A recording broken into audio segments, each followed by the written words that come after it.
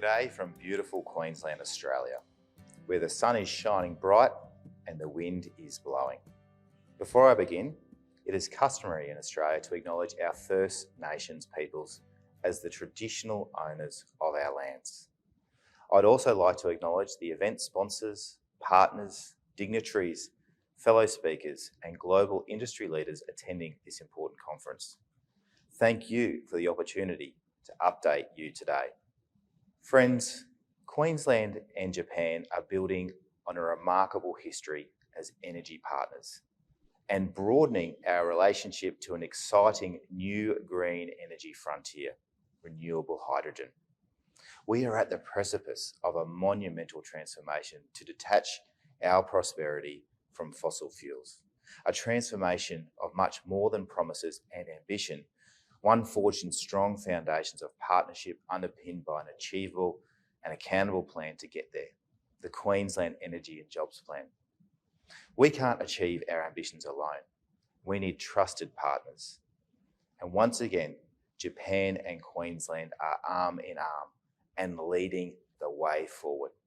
Right now, there are around 50 green hydrogen and ammonia projects underway across Queensland, and Japanese investors are playing a pivotal role.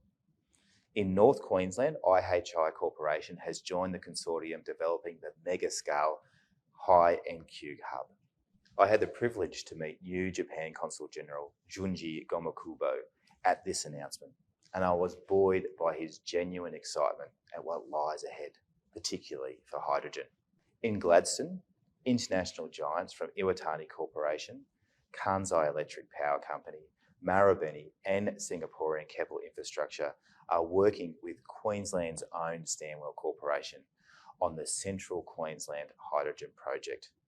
This project alone is expected to deliver enough green hydrogen to fuel a heavy vehicle fleet that's more than twice the size of the diesel-powered freight fleet we have here in Australia right now. As we move to decarbonise the transport industry, Queensland's third largest carbon emitter, we have much to learn from Japan, where you are well underway with your own ambitious mobility targets.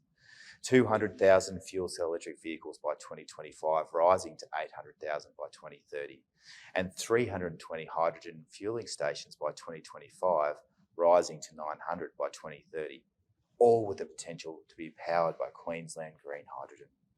While Queensland is positioning to help Japan meet its hydrogen supply targets of around 20 million tonnes by 2050, which will power more manufacturing in Japan. Queensland has equally big ambitions for our domestic application of hydrogen technology. Japan has a long and proud history of exporting technology, innovation and manufactured goods around the globe.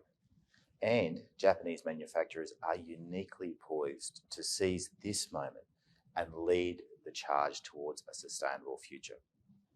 My request of you today is to work with Queensland to share your skills and expertise, to revolutionise the energy industry and redefine the global energy landscape. To support our international partners, we have established hydrogen hubs in Gladstone and in Townsville and supported innovative new processes and technology. Earlier this year, I helped open ENEOS's direct MCH refinery project here in Brisbane. It's the first of its kind, supported by the Japanese government's $24 billion Green Innovation Fund, and it is a revolution in the delivery of hydrogen. Of course, Queensland is also home to the world's largest hydrogen electrolyser manufacturing facility. Construction of FFI's Green Energy Manufacturing Centre in Gladstone is now complete, with production of electrolysers expected to commence in 2024. Initially, FFI aims to manufacture 2 gigawatts of electrolysers every year, more than doubling current global production.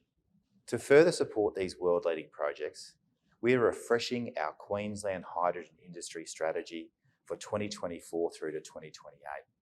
And we are providing further financial support for private sector projects through our $35 million Hydrogen Industry Development Fund. When Queensland called for an update to the National Hydrogen Strategy, the Australian government answered it.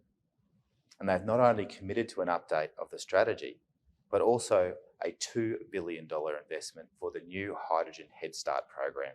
In Queensland, our Energy and Jobs Plan reinforces our commitment and demonstrates the urgency of developing our hydrogen supply chain. While the rest of the world grapples with the many challenges of decarbonising their economies, Queensland is uniquely placed at the intersection of the solutions. According to the International Energy Agency, Australia will take on global leadership as the world's largest net exporter of low emissions hydrogen by 2050. And it is Queensland with our green credentials that will be a major player. An estimated $33 billion hydrogen colossus by 2040. And the exciting part is, we're only just getting started.